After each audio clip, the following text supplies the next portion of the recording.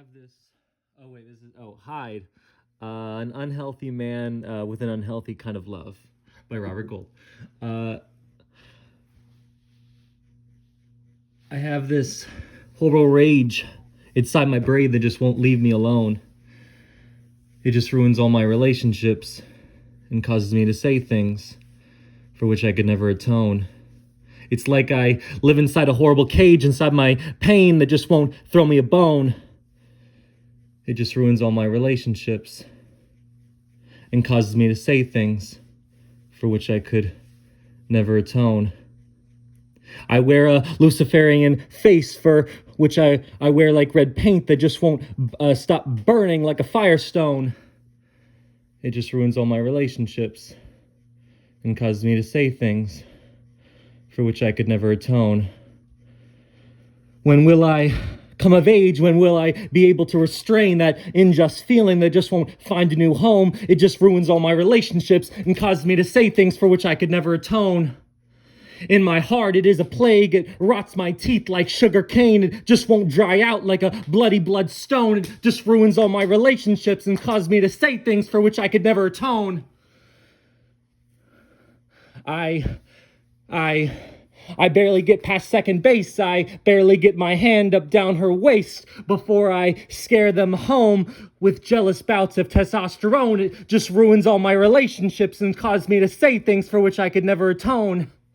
They say they're gonna leave me crying in the rain. I say, no, you ain't. Foreclosure on me like a student loan. I am not a usurped king. I will not be overthrown. My rage, it just ruins all my relationships and causes me to say things for which I could never atone. You won't smoke me and pass me like Mary Jane. You can't take Advil for me. I'm not a fucking migraine. That just won't work on me because I will never stop ringing your telephone. My rage, it just ruins all my relationships and causes me to say things for which I could never atone.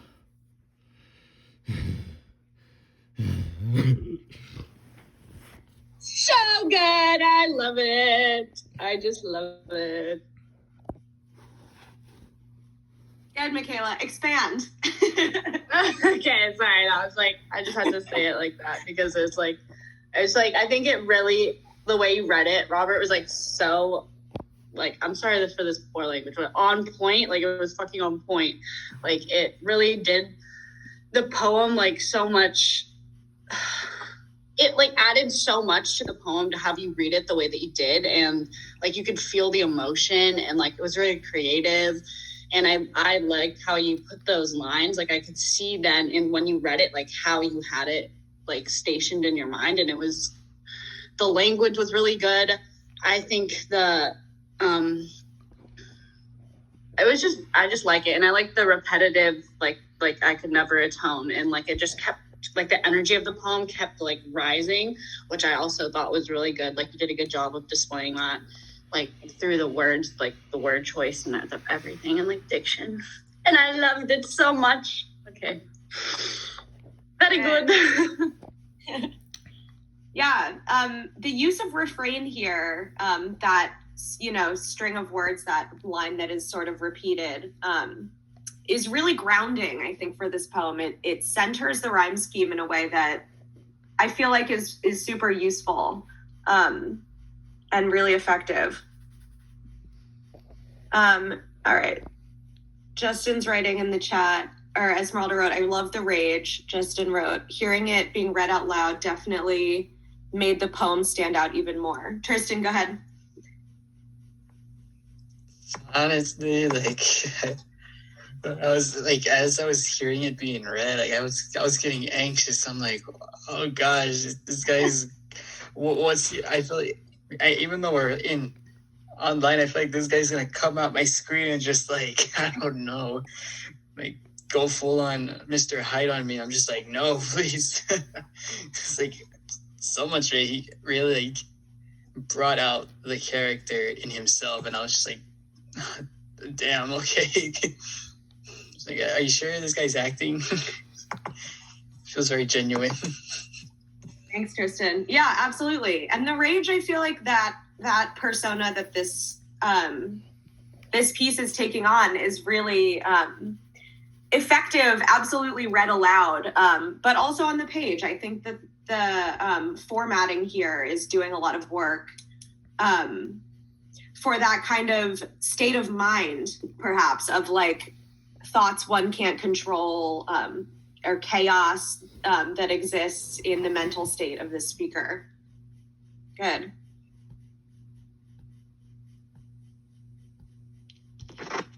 I really like the descriptions he uses, like live inside a horrible cage, throw a bone.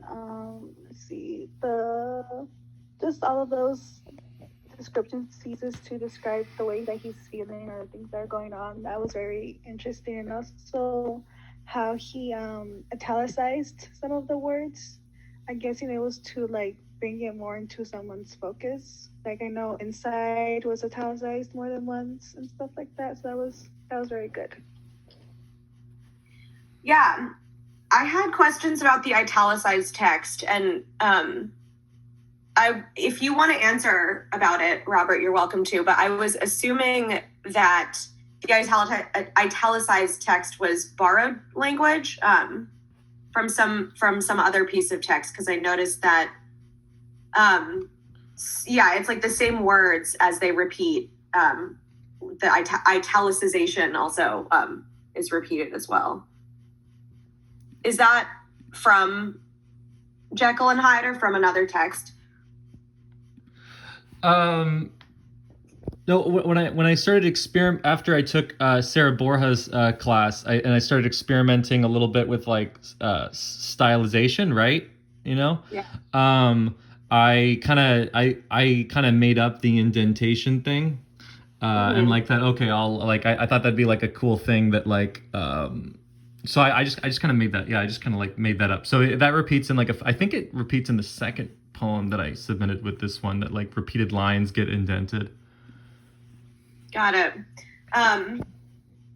Yeah, the indentation and, what we call this is like caesura, the spaces that exist within a line or pauses within a line is really working. But the italicization, the italics, I'm not fully understanding.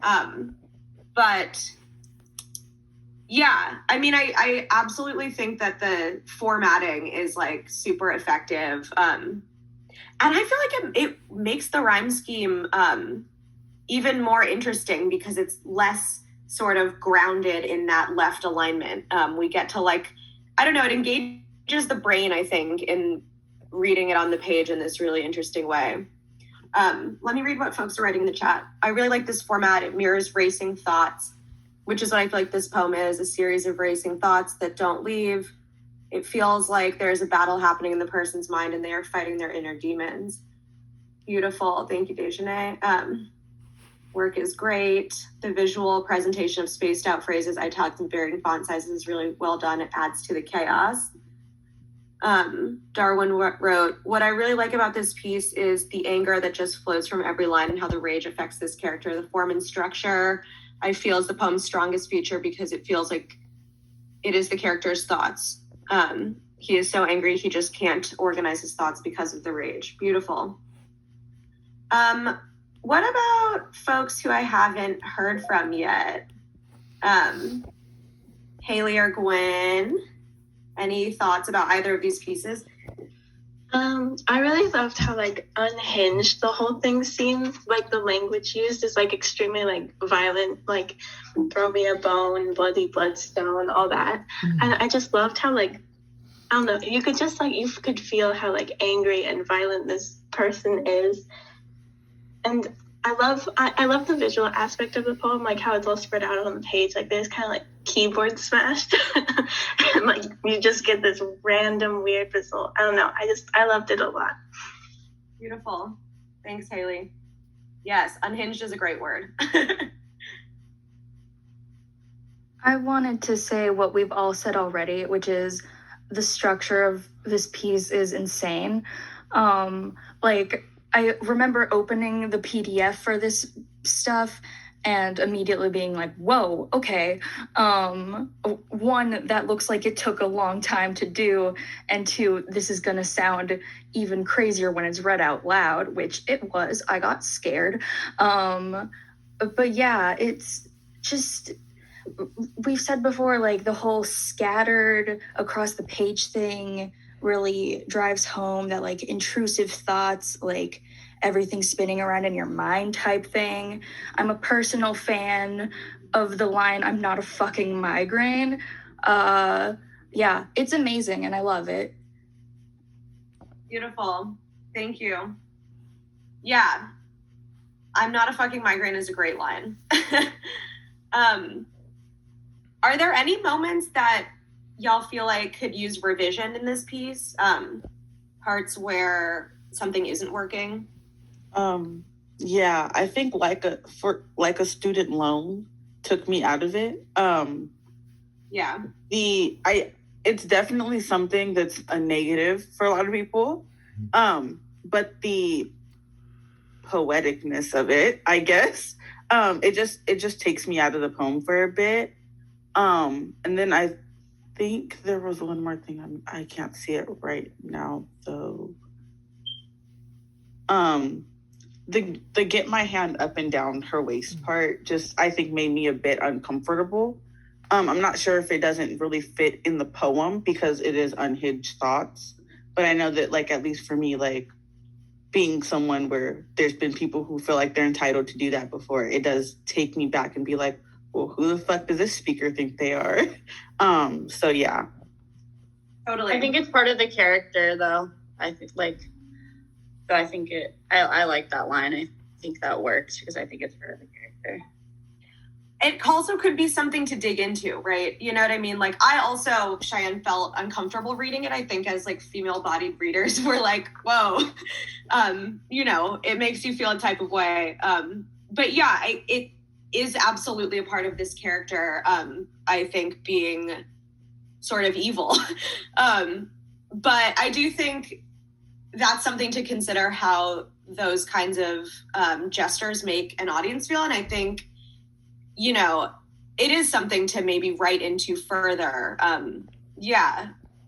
And maybe that's just, you know, certain readers' needs or desires, like want to know more about this speaker and why this speaker does feel that sort of sense of entitlement. And I think it tonally works with the piece. But yeah, it could be something to expand upon perhaps, or dig into. Any other moments for revision in this piece? Or any questions, any lingering questions you have, Robert? Yeah, the speaker does not necessarily feel that sense of entitlement. The character might feel that way. Like, for example, like in the last round of poems, like I'm writing sort of from the perspective of Lucifer, right? I don't think I'm the devil personally, right? I also have never been married to a woman that I like, you know, and had 3 children, you know what I mean? So like a lot of times I feel like with my poetry, I know that a lot of poetry is very personal, but I don't always necessarily see and I know that's the risk of writing poetry, because poetry is usually you're gonna always assume that the author is writing from like his or her own experiences. But I take that risk, you know, when I'm writing from the perspective of characters, and I like kind of writing a lot of poetry. You're supposed to be on the poet's side, right? And I try to like make it very clear in my poetry that like you're not really supposed to be on the side of the characters, like in my poetry. Like you even said, like in the poem, like Jackal, that it's obvious that the poet, like, or that the character feels like the entitlement to criticize his spouse, but he never like takes it and like, you know, criticizes himself, right? Yeah. He's like, all the problems seem to lie with his partner. So I try to like write from like perspectives of characters that are unlikable, because I think that villains are really interesting. I think like I always think it's much more interesting to write from the perspective of the bad guy, which is why I'm so like interested, I think, in writing like religious poetry, because I always like taking the perspective of the devil, and like, because I think that, you know what I mean, because writing from the bad guy's perspective is so fascinating. You know what I mean? Because you're so Yeah. used to always, when you write poetry, you're supposed to be on the side of the poet and be sympathizing, you know, with the piece. But I tried to specifically give this poem a title. Like first I just called it Hyde, and then when I was like, well, maybe that's not going to get the point across that you're not supposed to be on this. So I called it so I put that subtitle in, an unhealthy man with an unhealthy type of love, which is specifically meant to tell like the audience, like, no, we're not supposed to be like, think that this is a healthy interpretation of what a relationship is. You know what I mean? Yeah. No, and I think that, and just, you know, when we say speaker, we mean the speaker on the page, right? We don't mean the Go ahead, Cheyenne. That's what I was gonna say. I was like, I don't think that this is your opinion, per se. When I say speaker, I mean the person, like the main character in the poem. That's what I've been taught speaker is. The I, the first person. Yeah, and in this instance, it certainly, I think it came across clearly that it was a persona poem, but yeah, I mean, just, you know, it's something to know as the writer how certain things make people feel uncomfortable. And like this piece, of course, you're exploring like certain instances of violence sometimes, or like this sort of villain character's interiority. So certain of these thoughts are going to make people be like, ooh, what is, you know what I mean? Yeah, so that shit just comes up. Good. I like, narrator. I think narrator happens, more regularly in prose writing, but yes, absolutely. We do have to move on. I also just want to uplift this. Is this a second poem or a sort of footnote to the original poem, Robert? I see it as like a separate piece entirely. Oh, they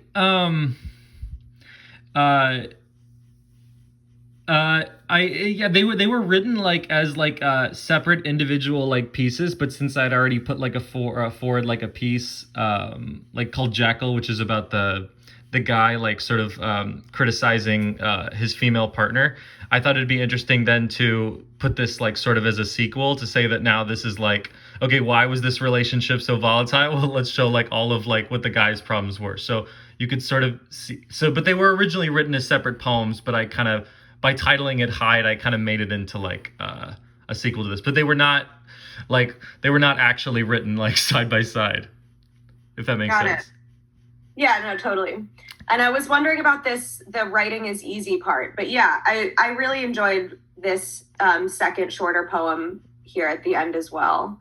I didn't know how to end like that one. Like it just kept going on about like art is like shitty in this way. Art is like, they're just using different examples of writing. And then I actually just took an ending from a different poem, which was like actually another religious poem, and then changed around the dialogue. Instead of the person being angry at God, for example, I just made them angry at art. So, because sometimes like I create a rhyming scheme, and like the repetitive nature of like, this is like this is like this. And then it's, you know what I mean? And then I don't know necessarily how to get out of that and like end the stylization, and then just like put a final line that makes it feel final, if that makes any sense. Yeah. Well, the ending really works. Go ahead. I was gonna say that. I was gonna say I really like the ending. In my notes, I said that I really like the provocative language inside your poems, and the specific part that like kept coming to my mind was this ending. Usually, I feel like curse words are like really bold in the way that like people say them in spoken word to like emphasize things and make a big gesture, and because it's at the end, it's both bold and subtle at the same time, and I really love that. So yeah. Beautiful. Thank you, Cheyenne. I felt, oh wait, no, Go ahead. I was just gonna say, yeah, I just thought like the line that like at the end, like, because even though it's like cursing, and I try not to like curse for cursing's sake, but I was like, well, I feel like this was like something that writers maybe could like relate to, the idea of like art is my tormentor, like, you know, and it's making me and I'm really having an inkling that it's making me its bitch. Like I feel like everyone can feel like a sort of like relationship of being sort of enslaved, like almost to your writing, like in the sense that like there are so many other careers where all of us could like use our brain power to make so much more money, but yet we're like, we feel like we have to keep going back to this thing that we like love rather than the thing that probably makes more sense to which is logical, which is to go be like a STEM major and become an engineer. You know what I mean? But we keep getting it. Yeah. Delicia's laughing. So okay, I reached out to someone. No, I think that certainly is effective for a lot of creative folks. So I think it lands. Great job. All right, Gwen or Cheyenne, who wants to go?